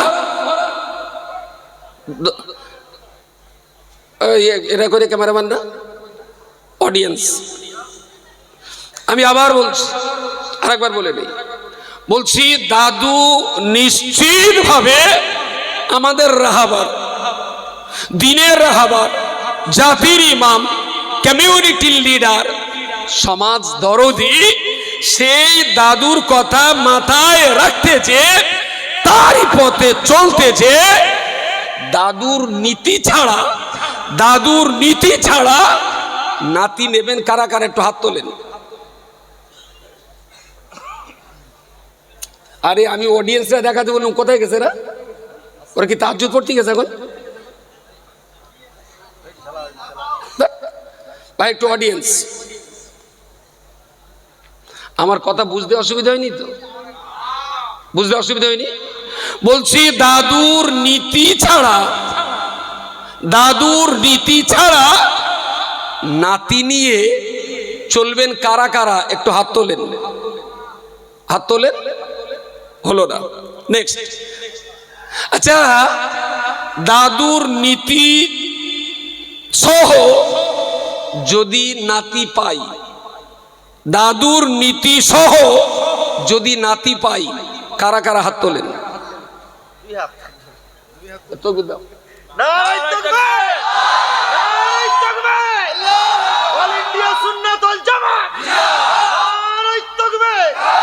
সিলসিলায়ে মুজাদ্দেদে জামাল, সিলসিলায়ে মুজাদ্দেদে জামাল, আল্লামা রুহুল আমিন স্মৃতি জামিয়া রহমানিয়া, নারে তাকবীর, আতলাবান। থার্ড, দাদুকে পাওয়ার জন্যে নীতি আছে কিন্তু নাতি পাচ্ছি না, নীতি আছে কিন্তু নাতি পাচ্ছি না, নীতি সহ নাতি পাচ্ছি না। যদি নীতি সহ নাতি না পাই, তখন দাদুরে পাওয়ার জন্য শুধু নীতি নিয়ে কারা কারা বাঁচতে চায়? হাত তোলেন। শুধু নীতি, শুধু নীতি। যদি নাতি পাই, নাতি সমেত নীতি। যদি নাতি আর নীতি দুটোর ভেতরে যদি নীতিটা পাই, তাতে কারা কারা হাত তোলেন? শুধু নীতির উপরে কারা কারা? নারে তাকবীর, আদলাবাদ। শ্যাল কটা কদিন একটু চুপ করছিল, কালকে তা আবার লাগুক। অনেক অনেক সব চুপ করছিল তো, কালকে তা আবার একটু হুক্কা করুক। প্রিয় শ্রোতা মণ্ডলী, মনে রাখুন, আমি আপনাকে বলতে চাইছি, ও আল্লাহর বান্দা মনে রাখুন, ফুরফুরা শরীফের পীর কেবলা মুজাদ্দিদুজ জামান কুতুবুল আলাম, তাকে যখন মশারি দেওয়ার কথা বলা হলো, উনি বললেন, না বাবা, না না, যে টাকা দিয়ে আমার মশারি কিনে দেবে ওই টাকা দিয়ে আমার হোস্টেলের বাচ্চাদের চাল কিনে দাও। ও আল্লাহর বান্দা মনে রাখুন, বসিরহাটের বড় মাওলানা আল্লামা রুহুল আমিন রহমাতুল্লাহ আলাইহি কলকাতার একে আপনার পাক সার্কাসে একে ফজলুর রহমানের বাড়িতে উনি ইন্তেকাল করলেন। ফুরফুরা শরীফের মেজলা হুজুর পীর কেবলা ছুটে এলেন পাক সার্কাস ময়দানে, ওনার একটা জানাজা নামাজ হলো। আবার ওখান থেকে বসিরহাটের জমিনে ফিরিয়ে এনে সেখানেও একটা জানাজা হলো। যে অ্যাম্বুলেন্সে করে বড় মাওলানা রুহুল আমিনকে নিয়ে আসা হলো। অ্যাম্বুলেন্স গাড়ি বসিরহাটের দরবারে পৌঁছে গেল। হুজুরের লাশ মোবারক নিচে রাখা হলো। সেই দিনকার বাজারে সম্ভবত 10 টাকা অ্যাম্বুলেন্সের ভাড়া ছিল। হুজুরের ডেড বডি কলকাতা থেকে বসিরহাটের জমিনে চলে এসেছে।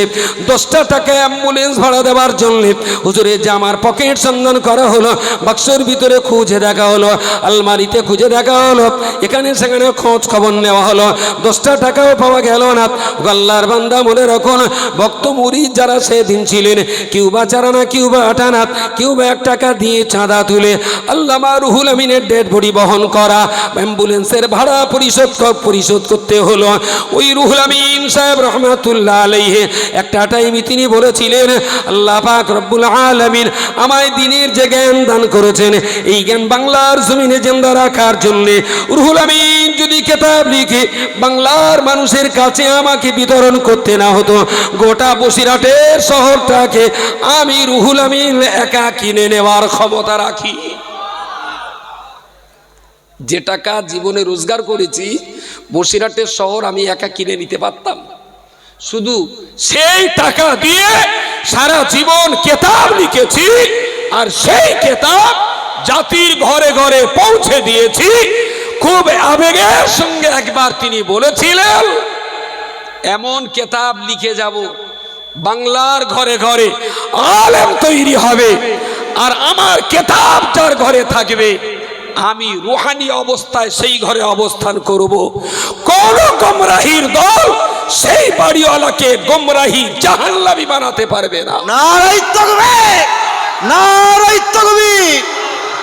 যে আল্লাহর হাতে আমার জান আর মান, সে আল্লাহর শপথ, আব্বাজি মরহুম শামসুর রহমানের লাইব্রেরিতে যদি আল্লামা রুহুল আমিনের 95 খানা কিতাব যদি না থাকতো, শামসুর রহমান তার বেটাদের মাদ্রাসায় পড়াবার জ্ঞান হাসিল করতে পারতেন না।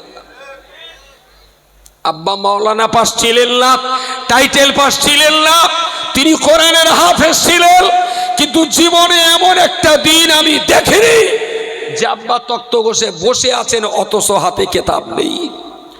শামসুর রহমানকে এই আহলাতে কোনোদিন দেখিনি যে আব্বা শুয়ে পড়েছেন অথচ রুহুল আমিনের তরিকার দর্পণ কিতাবটা তার হাতে নেই।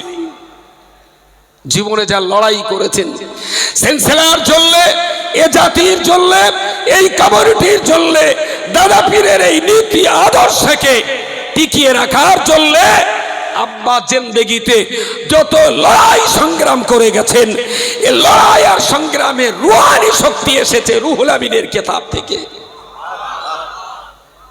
রুহুল আমিন সাহেবের কিতাব ঘরে ছিল বলেই শামসুর রহমান সাহেব মরহুম স্বপ্ন দেখেছিলেন ছেলেদের মাদ্রাসায় পড়াতে হবে। তা নিলে হাফেজ হওয়া মানে তো গাদার সমান, শুধু কোরআন বই বেড়ায়, কিচ্ছু বোঝে না। আবার হয়তো হুক্কা করবেন, দেখোস তো হাফেজদের গাদা বলে, খুব জ্বালা আমার। প্রিয় শ্রোতা মণ্ডলী, মনে রাখুন, আজকে আমি আপনাকে বলতে চাইছি, আব্বা যে আমাদের মাদ্রাসায় দিয়েছেন, এটা আমি মনে করি বসিরহাট হুজুরের সেই কথার পুনরাবৃত্তি।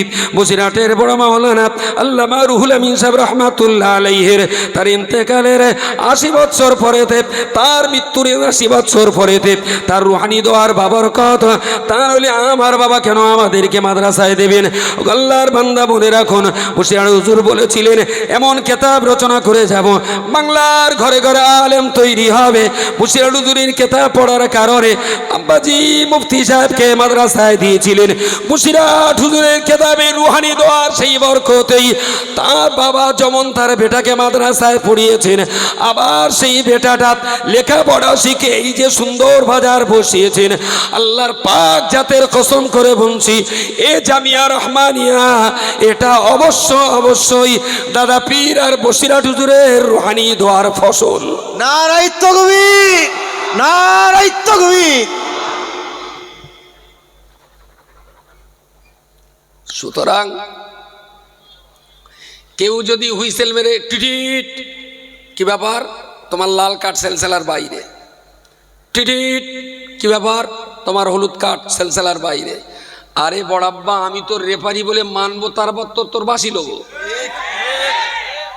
আমি তো তোর রেফারি বলে মানি নে, কেন তুই বাসি দিচ্ছিস খালু? প্লেয়াররা কথা শুনে রেফারি, মাঠের বাইরে থেকেও বাঁশি দিলে সেই বাঁশি রেফারিরা। তুই কি আমার একেবারেই গান্ডু পেয়েছিস নাকি যে বাঁশি দিলি মাঠের বাইরে যাবো? শালা মাঠটা কি তোর নাকি? প্রিয় শ্রোতামণ্ডলী, মনে রাখুন আল্লামা রুহুল আমিন রহমাতুল্লাহ আলাইহি তিনি তার কেতাবের ভিতর কেতাব দিয়ে জাতির জন্য যে খেদমত রচনা করে গেছেন।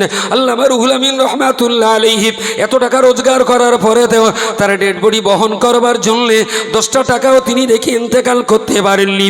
এত টাকা রোজগার করার পরেতেও দাদা হুজুর পীর কেবলা রহমাতুল্লাহ আলাইহিকে দেওয়ার জন্য বলেছিলেন মশারি। উনি বললেন না, আমার দিতে হবে না, আমার রক্ত মশায় খেলে ইসলাম ক্ষতিগ্রস্ত হবে না, কিন্তু এলমে দিন যদি চর্চা বন্ধ হয়ে যায় ইসলাম বড় হোঁচট খাবে, বড় আঘাত খাবে। তাই আমার পিছনে টাকা খরচা করে মশারি কিনতে হবে না, বরং ওই টাকা দিয়ে আমার লিল্লা বোর্ডিংয়ে তোমরা 10 কেজি চালির ব্যবস্থা করে দাও। আল্লাহর বান্দা, আমি আপনাকে বলতে চাইছি ফুরফুরা পীর সাহেব কেবলা তিনি তার ব্যক্তি স্বার্থ রক্ষা করতে চাননি, জাতি স্বার্থের জন্য জীবন কোরবানি দিয়েছেন। বসিরহাটের বড় মাওলানা সাহেব তিনিও তার ব্যক্তি স্বার্থ রক্ষা করতে চাননি, জাতীয় স্বার্থেই খালি হাতে খবরে চলে গেছেন। আল্লাহর বান্দা, মনে রাখুন এই দুইজন মহাপণ্ডিত আমাদের সমাজ থেকে বিদায় নিয়েছেন, কিন্তু আমরা তাদের কিতাবের ভিতরে, তাদের জীবনী কেতাবের ভিতরে, ফতোয়া ফরাজের কেতাবের ভিতরে আজও আমরা দাদা হুজুর বসিরহাট আল্লামা রহমাতুল্লাহ আলাইহি কেতাবের ভিতরে জ্ঞানীর অন্তর্চক্ষু দিয়ে দাদা হুজুর বসিরহাট হুজুরকে আজও আমরা কলবের ভিতরে তাদেরকে জিন্দা দেখতে পাই। জোরে সোরে বলুন সুবহানাল্লাহ। প্রিয় শ্রোতা মণ্ডলী, তারা দিনের মেহনত করেছিলেন বলেই আজকের দিনের এই বাজার। অস্বীকার করার হিম্মত আছে কারোর? তো তারা দিনের মেহনত করেছেন বলেই এই সুযোগটুকু আমরা পেয়েছি দিনের খেদমত করার। এই মুহূর্তে জামিয়া রহমানিয়ার, আমি সেই জামিয়া যেবার প্রতিষ্ঠিত হয় বলেছিলাম জমির সীমানা ঘেঁষে কলা গাছ লাগিয়ে দেব, মনে পড়ে? জমির সীমানা গেছে কলা গাছ লাগিয়ে দেবো। এ লোকটা আমার কাপের ফতোয়া দেবে, আর এই কলা গাছের ছেড় চালা সীমানা ভোগ করে ওর বাড়ির ভেতরে গিয়ে কলার তেড় ছাড়বে। বুঝতে পারেননি? আমারে গাল দেয়, কিন্তু বাড়ির বৌমাটা আবার মুফতি সাহেব ভক্ত, লে ঠেলা সামলে। এবার এখন জামিয়ার ছাত্ররা তারা কুচবিহার জামে মসজিদের ইমাম, জামিয়ার স্টুডেন্ট দক্ষিণ দিনাজপুরের ইমাম, জামিয়ার স্টুডেন্ট কাকদ্বীপের মুসলিম লিডার, জামিয়ার স্টুডেন্ট বারুইপুর মসজিদের ইমাম, জামিয়ার স্টুডেন্ট হাওড়া জেলা মসজিদের লিডার, জামিয়ার স্টুডেন্ট বাঁকুড়া জামে মসজিদের লিডার, জামিয়ার স্টুডেন্ট বাংলাদেশ সীমান্তবর্তী এলাকার মসজিদের মুসলমানদের লিডার। জামিয়ার কলা গাছের তেড় গোটা বাংলা যখন ছেয়ে গিয়েছে, শামসিকার তখন বিশাল মাথা খারাপ, বাস করব কোথায়? ঠিক এই জায়গায় দাঁড়িয়ে খুব ক্লিয়ার কাট কথা বলছি, এই জায়গাটায় দাঁড়িয়ে অন্যেরা যত বেশি রাসূলুল্লাহকে অপমান করার চেষ্টা করেছিলেন, প্রত্যেকবারেই ওরা একটা করে কাঠি মেরেছে, নবীর একটা করে মুআজিজা বহিঃপ্রকাশ ঘটেছে। সুবহানাল্লাহ বলেন। রাসূলুল্লাহর একটা করে মুআজিজা প্রকাশ পেয়েছে, মুআজিজা প্রকাশ পেয়েছে। আমি বলছি জামিয়ার পিছনে যত কাঠি মারবি, জামিয়ার মুআজিজা একটা করে তত দেখবি, যত কাঠি মারবে তত লাভ হবে। সেই জন্য বলেছিলাম সুযোগ পেলে ওদের আন্ডার প্যান্ট, গেঞ্জি, লুঙ্গি, গামছা দেবো, কিন্তু সুযোগ পাচ্ছি না। কারোর সঙ্গে যদি সুযোগ হয় একটু দিয়ে দেবেন, আমি খরচা দিয়ে দেবো। আর ভেবের বাটা সন্দেহ যদি পান সভা চেক দেবেন, স্বামী স্ত্রী খেতে খুব ভালো লাগে, একটু দিয়ে দেবেন। প্রিয় শ্রোতা মণ্ডলী, মনে রাখুন এতটা কথা বলার পরে এবারে আপনাদেরকে বলতে চাইছি যে জামিয়া আমাদের হৃৎপিণ্ড, জ্ঞানের একটা প্রাণকেন্দ্র। সিলসিলায়ে ফুরফুরা শরীফের গোটা বাংলার ভিতরে ইলমে হাদিস চর্চা করবার, ইলমে তাফসীর চর্চা করবার, উসুলে হাদিস চর্চা করবার, আকায়েদ চর্চা করবার একটা বিশেষ প্রাণকেন্দ্রে যখন পরিণত হয়েছে, এই জামিয়াকে সুরক্ষা দেওয়ার জন্য শুধুমাত্র আমরা আল্লাহর উপরে ভরসা করি, কেবলমাত্র আল্লাহর উপরে ভরসা করি, একমাত্র আল্লাহর উপরে আমরা ভরসা করি। আমরা আল্লাহ ছাড়া আর কাউকে পরোয়া করি না। তবে সঙ্গে এটাও মনে রাখতে হবে, মিম্মা রাযাকনাহুম ইনফিকুন। ঈমানদার তো তারাই, ঈমানদার বান্দা তো তারাই। স্বয়ং আল্লাহ পাক রব্বুল আলামিন তিনি তো কোরআনের ভিতরে বলেছেন, মিম্মা রাযাকনাহুম ইনফিকুন। আল্লাহ প্রদত্ত রুটি রুজি থেকে যারা দ্বীনের পথে ব্যয় করে, ইসলামের জন্য ব্যয় করে, তারাই তো প্রকৃত অর্থে ঈমানদার। ও আল্লাহর বান্দা, মনে রাখুন দাদা পীর কেবলা মশারি কিনতে বলেননি, বলেছেন আমার যে টাকার মশারি কিনবে ওই টাকা দিয়ে আমার হোস্টেলের বাচ্চাদের চালির ব্যবস্থা করে দাও। বসিয়া টাল্লাম ইন্তেকাল করলেন, গাঁঠির টাকা দিয়ে তার ডেড বডির ভাড়া দেওয়া সম্ভবপর হলো না। এত টাকার মালিক হওয়ার পরেতেও সর্বস্ব হারিয়ে তারা খালি হাতে কবরে গেছেন।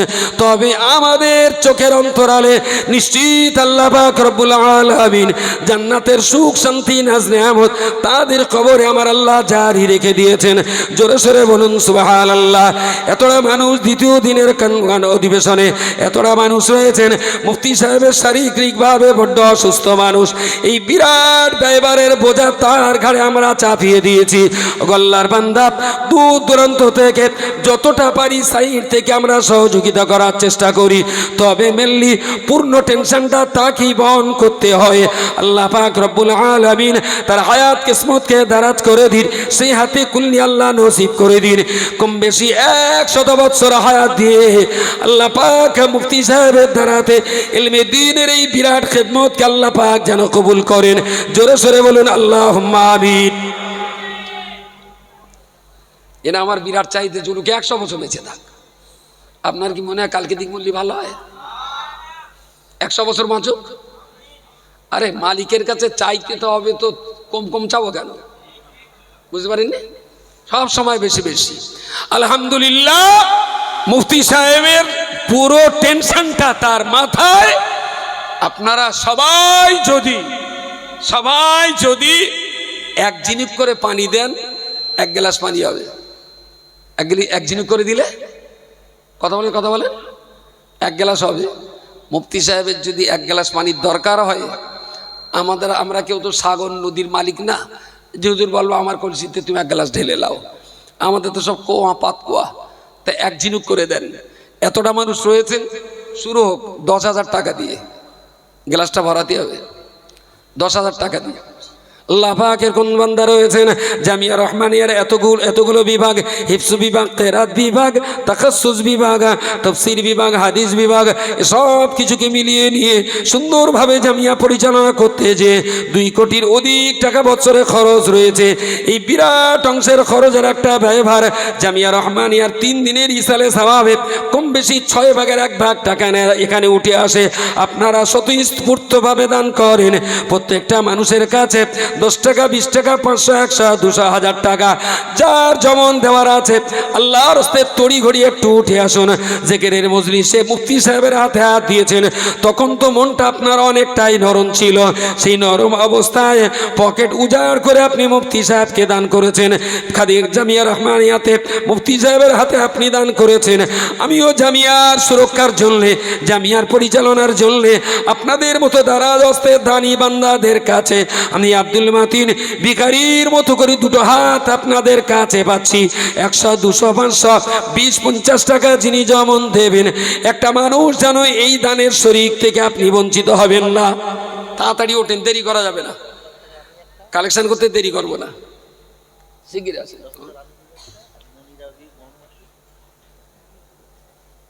মাশাআল্লাহ মাশাআল্লাহ। একটু তকবির দেন দিন, আমার তো গলার অবস্থা খারাপ। মাইক কই?